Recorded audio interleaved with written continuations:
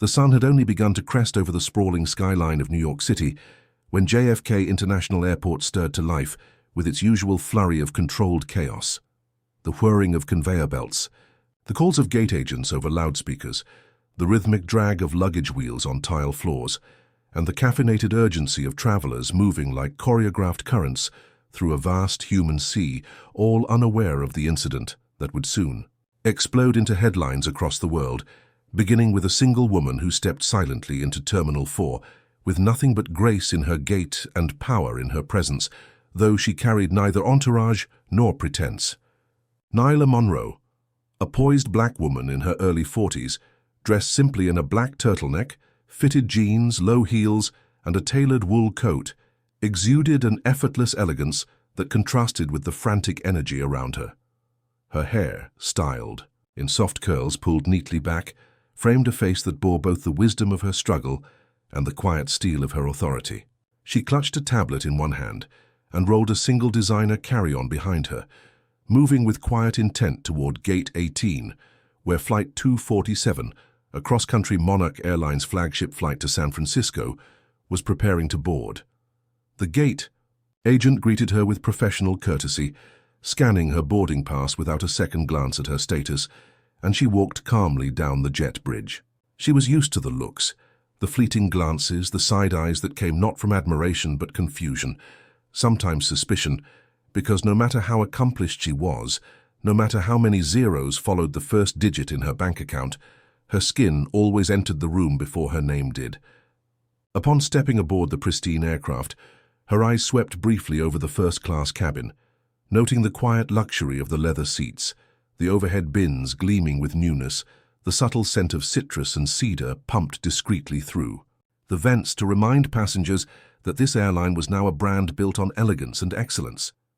Ironically, a brand she herself had rebuilt from bankruptcy to global prestige, though no one on board yet knew it. Seat 1A, her seat, was by the window, and she settled into it without ceremony, placing her carry-on carefully beneath the seat in front of her and retrieving her tablet to continue reviewing internal memos, ironically preparing for a surprise. Audit of crew training programs on issues like implicit bias and customer service.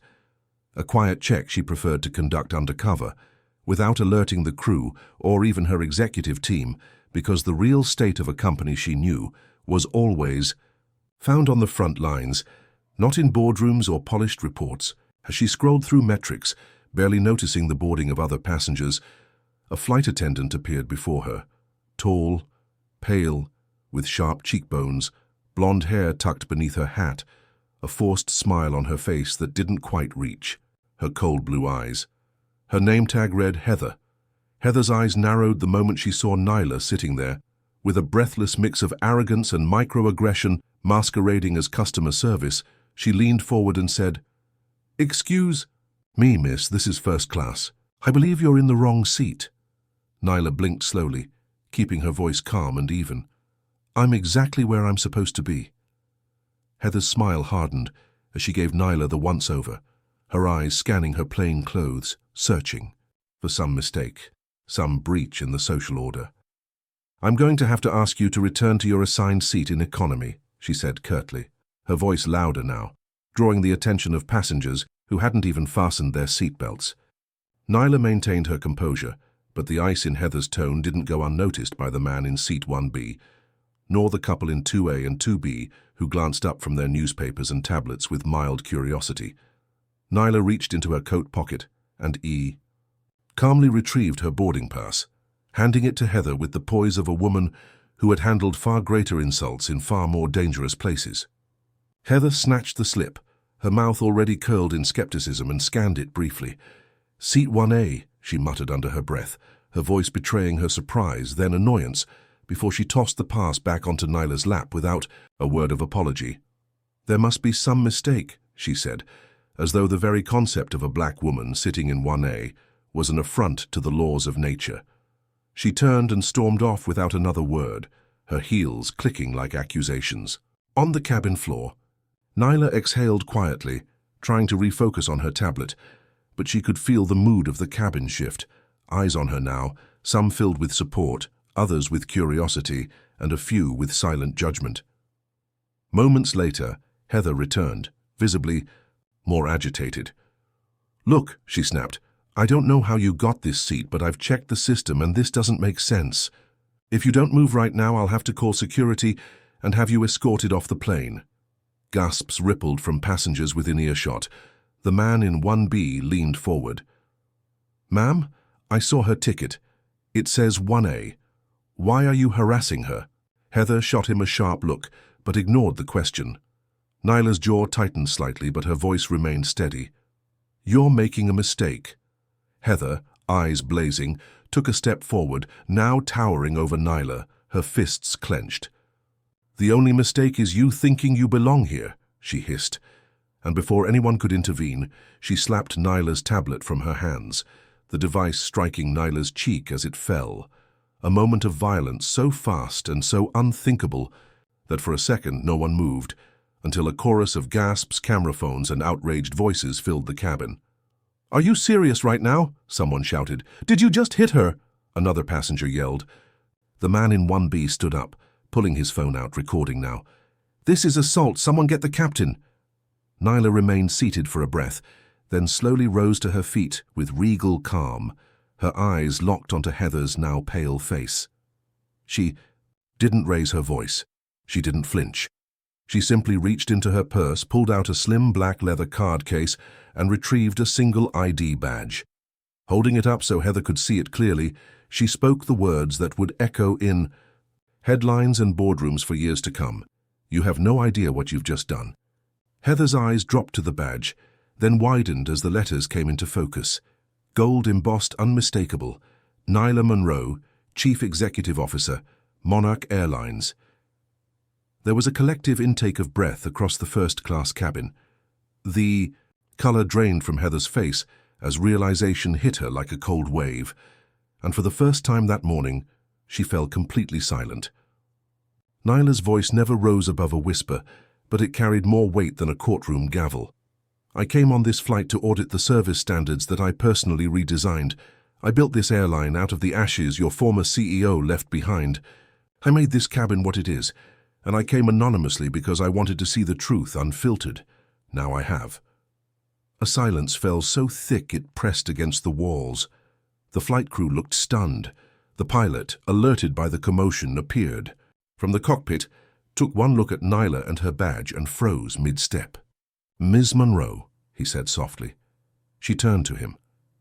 "This flight is grounded until I say otherwise. I want your corporate supervisor, your head of cabin crew, and a security liaison waiting at the jet bridge. No one moves until I finish speaking, with every passenger and crew member here." Heather tried to speak, to stammer an apology, but Nyla silenced her with a single raised hand. "No," she said, "you don't get to speak now." And with that she turned away, not in anger, but in quiet, righteous authority, the cabin watching her not just as a victim of injustice, but as the powerful woman who had built an empire in the skies, and would now use that power to demand accountability with the world watching. The jet bridge remained eerily quiet as the doors to Flight 247 stayed closed, locking in the tension that now pulsed through the aircraft like electricity, with every passenger wide-eyed and hushed, as if collectively waiting for the next chapter, in a story that had started like any ordinary flight and suddenly turned into a corporate earthquake.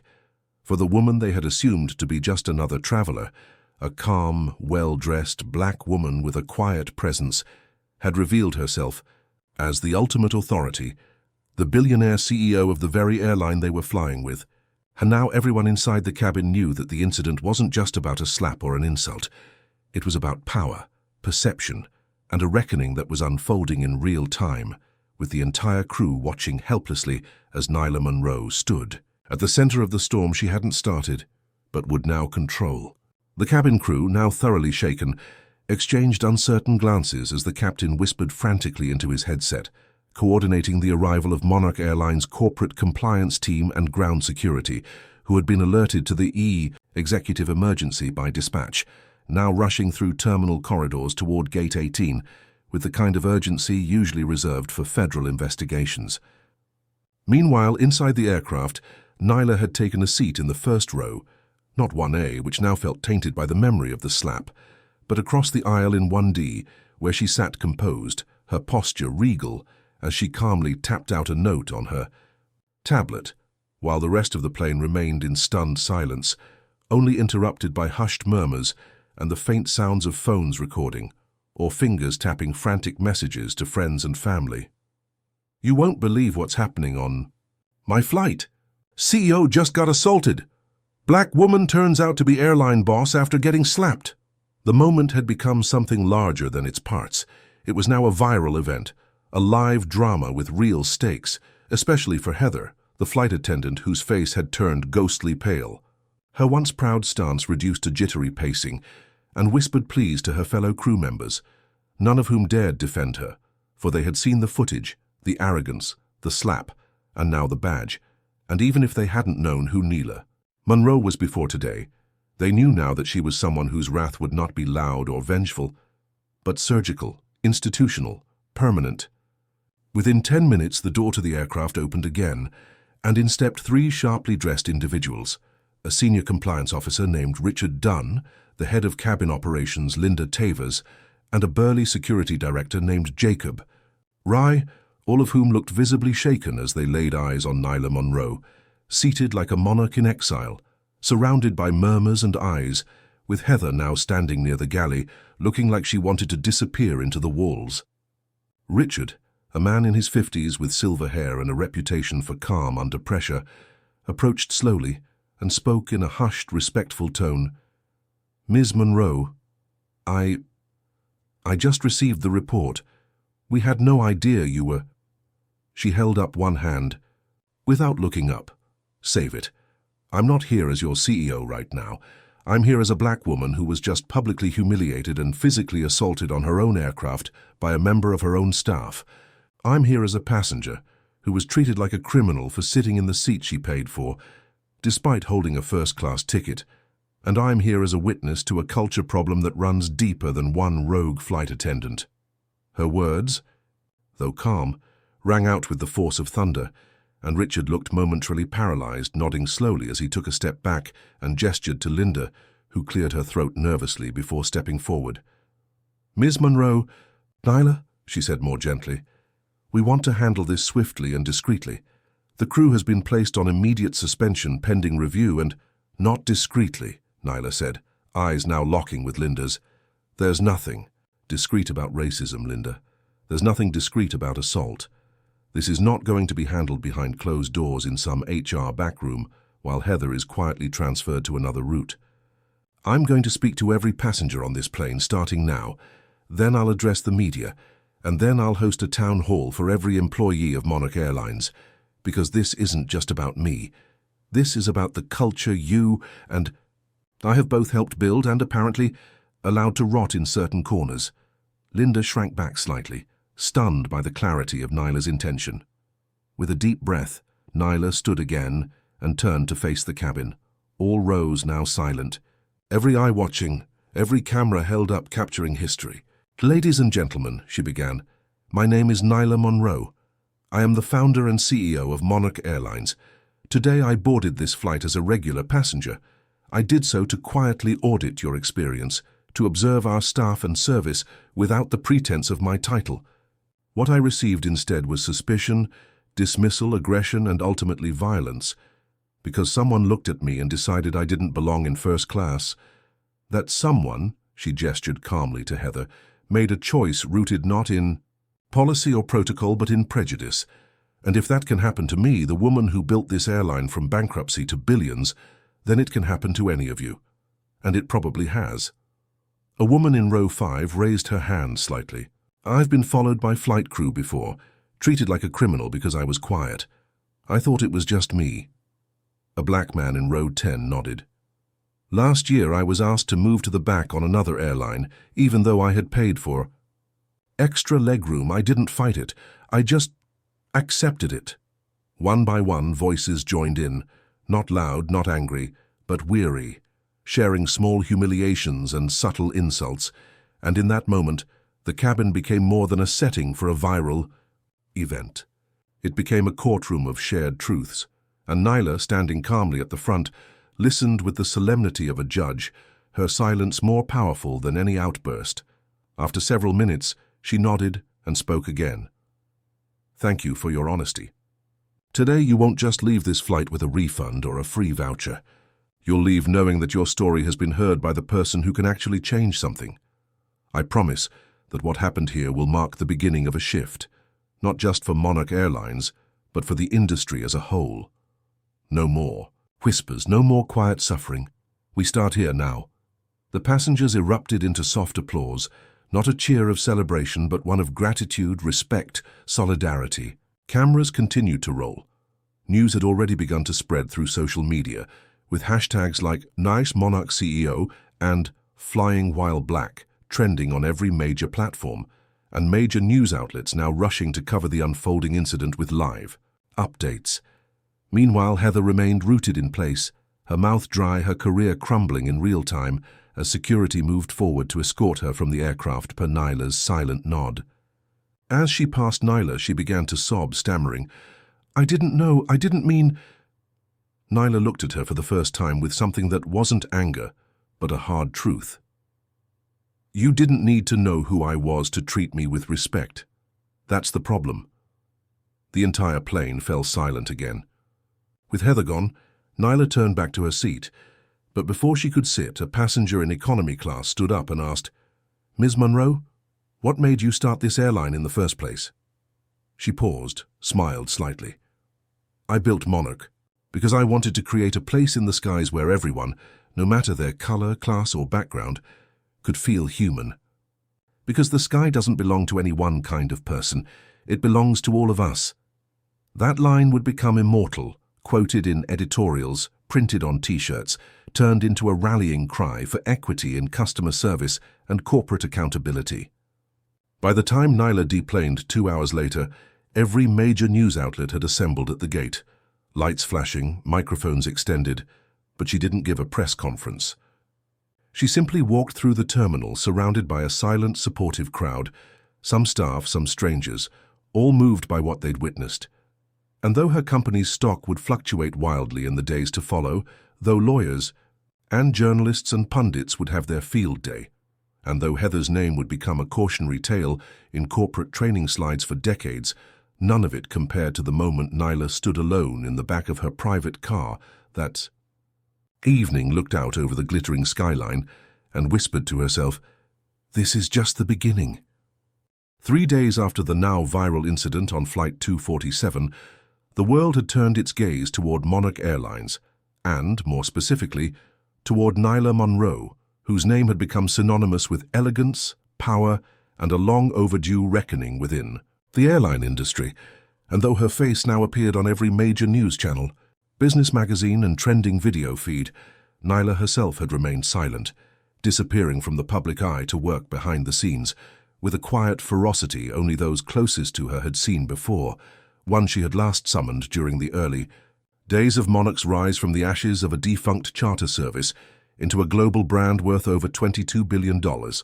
And as the world speculated about her next move, some calling for mass firings, others expecting lawsuits, and a few skeptical voices daring to frame the incident as an overreaction, Nyla sat behind the tall glass walls of her private conference room high above the Manhattan skyline, surrounded by her most trusted advisors, legal team, and board members, outlining what she called the Reset Initiative, a sweeping reform plan that would transform not only Monarch Airlines, but potentially shift standards across the entire aviation sector. Dressed in a fitted slate-grey pantsuit, her hair pulled into a regal bun, and a steely calm in her eyes, Nyla stood at the head of the conference table, tapping through slides that outlined a multi-tiered plan. Full mandatory anti-bias retraining for every employee, from janitorial to executive level. Anonymous reporting systems routed directly to an independent third-party agency. Diversity accountability metrics tied to bonuses. And perhaps most groundbreaking of all, a new internal culture department led not by human resources but by behavioral scientists and civil rights scholars, tasked with auditing not only compliance but actual interpersonal conduct throughout the company. As the room processed the magnitude of what she proposed, CFO Marcus Ellison leaned forward, raising the question that lingered in everyone's mind. "Nyla, we all agree the company must respond boldly. But do you understand how this will affect investor confidence? The board is already nervous. This is uncharted territory. Nyla's gaze didn't waver. Investor confidence will follow cultural confidence. We built Monarch on trust, on the promise that we were better than the rest. Now we prove it. We don't ask Wall Street for permission to do what's right. We show them the future, and they follow. Her words, sharp and grounded, silenced the doubt in the room, though some executives still cast wary glances at their phones, no doubt checking stock prices that had dipped 8% in the past 2 days. Meanwhile, across town, at a small cafe in Brooklyn, Heather Collins, the disgraced flight attendant, sat alone at a corner table, unshowered, eyes swollen from lack of sleep and hours of internet backlash, having now become the unwilling face of racial bias in corporate America, her name trending with hashtags like Town Slapgate and Heather the Hostel, receiving death threats from strangers and disavowals from former friends. And while she had issued a formal apology through her lawyer, calling the incident a misunderstanding that spiraled into unintended consequences, few believed her, and fewer cared, because the world had already made up its mind. She wasn't just rude, she was symbolic of everything wrong with silent, unchecked bias in power. Heather had not slept in 48 hours, had not eaten more than a few bites of dry toast, and now stared into her lukewarm coffee as though it held answers, wondering how her life had unraveled so quickly, how one moment of arrogance, born of years, of unchecked microaggressions and unchallenged superiority, had turned her from respected senior crew to an international disgrace. And even as her lawyer urged her to stay offline, she couldn't stop refreshing her feed, seeing video after video of passengers recounting the moment she slapped the woman she didn't recognize as the boss, didn't respect as a human, and now could never apologize to in a way that would matter. Meanwhile, Nyla met with a different kind of public that afternoon. The employees of Monarch, gathered virtually and in person at regional headquarters around the country, watching live as their CEO delivered the most candid address in the company's history. One part confession, one part warning, and all parts visionary manifesto. "I started Monarch to change the culture of flying," she said, her voice broadcast on dozens of massive screens. "But we've inherited more than old aircraft. We've inherited old mindsets. That ends today. If you believe that people deserve to be judged by their seat number or skin color, then Monarch is no longer your home. If you want to be part of an airline that leads with dignity, inclusion, and purpose, welcome to the new era." Her words ignited applause in some hubs, tears in others, and, to her surprise, even former skeptics like veteran pilot Darryl Ricks, who had once scoffed at corporate sensitivity theater, stood up at the Dallas base and said, "I flew in the Navy. I've seen combat. But I've never seen leadership like that. I'm in." Elsewhere, media outlets scrambled to keep pace with the speed of reform, with CNN running a special called The Monarch Shift, while Harvard Business Review published an editorial titled Nyla Monroe and the Art of Executive Accountability, and the New York Times featured her on the Sunday cover with the caption, "She took a slap and turned it into a movement." Still, not everyone cheered. Some conservative commentators framed Nyla's response as corporate overcorrection, accusing her of virtue signaling and targeting an employee out of revenge, while others launched cynical op-eds warning of the dangers of social media justice, claiming Heather had already suffered enough, but Nyla refused to be distracted. In her private suite one evening, while sipping tea and reviewing internal feedback from thousands of Monarch employees, many of whom described their own experiences of marginalization and quiet frustration, Nyla felt something deeper than vindication. She felt responsibility, the kind that went beyond titles and press releases, and as she looked out at the horizon through her penthouse windows, she whispered to herself, "If I don't fix this, who will?" And with that she called her assistant and said, "Set up a meeting with Heather Collins in person.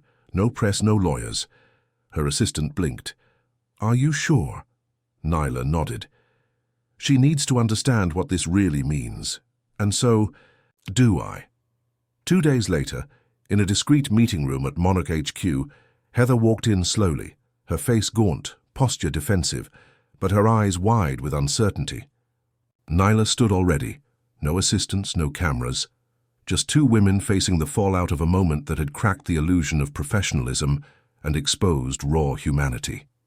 "Sit," Nyla said gently. Heather obeyed. For a long while there was only silence. Then Heather broke it with a hoarse whisper. I'm sorry, I know that doesn't fix anything, but I need you to know, I never imagined—" "You didn't need to imagine who I was," Nyla interrupted. "That's the problem. You looked at me and assumed I didn't belong. Not because of a badge, but because of what you saw or didn't see."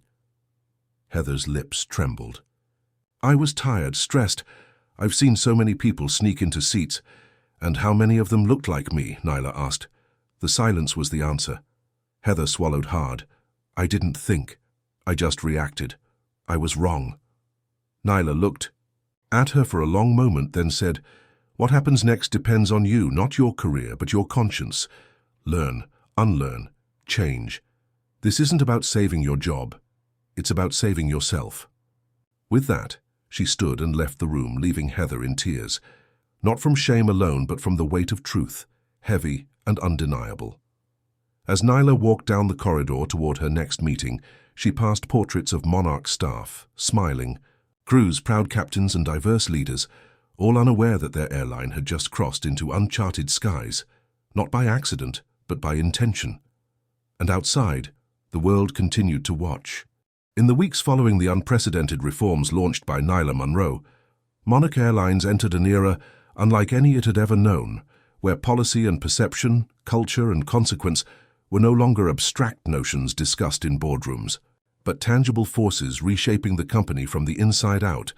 And as the world continued to buzz with reactions, pundits analyzing her bold moves, think tanks publishing white papers on the Monroe Doctrine of corporate justice, and social media platforms ablaze with testimonials from both fans and critics, Nyla herself moved with deliberate calm through the whirlwind she had created, never once seeking applause, but always chasing something deeper: sustainable change, legacy, and healing.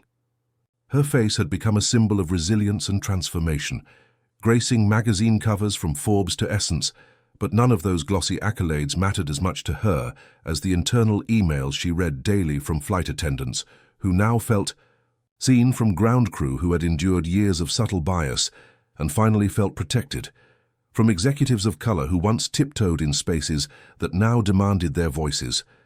And though she acknowledged that such progress was fragile and imperfect, Nyla knew a door had been opened that could never be closed again.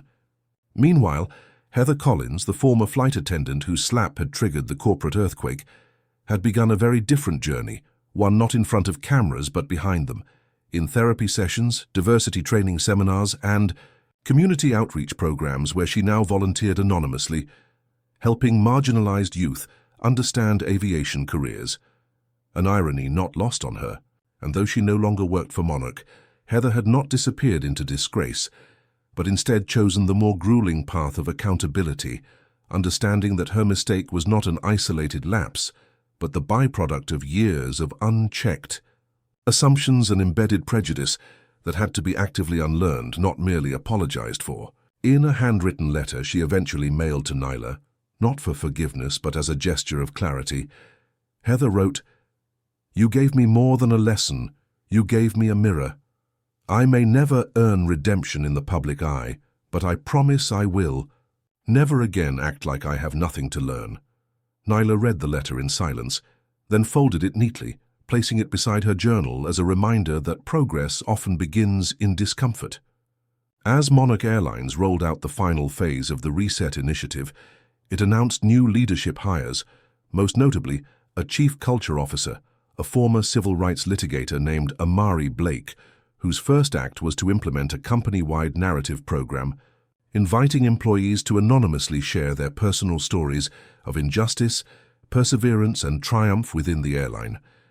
Stories that would become part of a living archive titled Wings of Truth, accessible to every employee, required reading for new hires, and periodically spotlighted in internal briefings, not to shame the past but to illuminate the future. These stories changed hearts far more than data ever could, especially among veteran staff who had grown jaded, who now found themselves reconsidering their roles not just as service workers, but as stewards of dignity at 35,000 feet. Monarch's competitors scrambled to catch up, with United, Delta, and even budget carriers like Spirit initiating their own internal reviews, but none matched the transparency or boldness of Monarch's approach, and within 6 months, consumer trust surged. Passengers began specifically choosing Monarch not just for comfort, but for principle, knowing that flying with them was, in many ways, a vote for something better. Investors, once skittish, now applauded the airline's long-term growth and cultural cachet, with Monarch stock climbing 22% and institutional partners pledging expanded investments.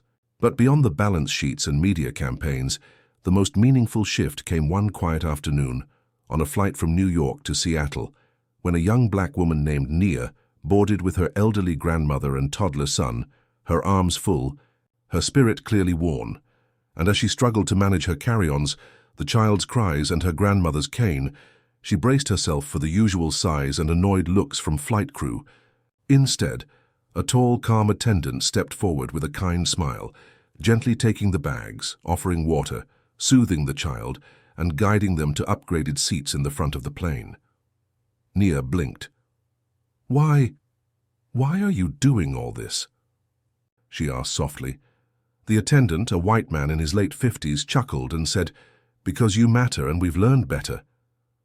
It was a small moment, unseen by cameras, but it marked the true arrival of Nyla's vision, not as policy, not as punishment, but as culture transformed, as empathy normalized.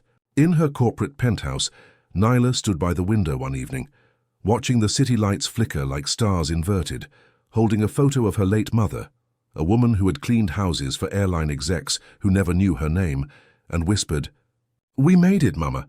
We didn't just take our seat, we rebuilt the plane." She knew there was more work to do, always would be. But in that moment, Nyla allowed herself a breath of triumph, not for the headlines or the praise, but for the thousands of passengers and workers whose lives would now unfold with a little more safety, a little more dignity, a little more truth, all because one woman refused to be silent after a slap heard around the world. And in that stillness, Nyla turned back to her desk, where new letters, ideas, and testimonies awaited. Proof that her journey was not an ending but a beginning, a flight finally charted on her own terms.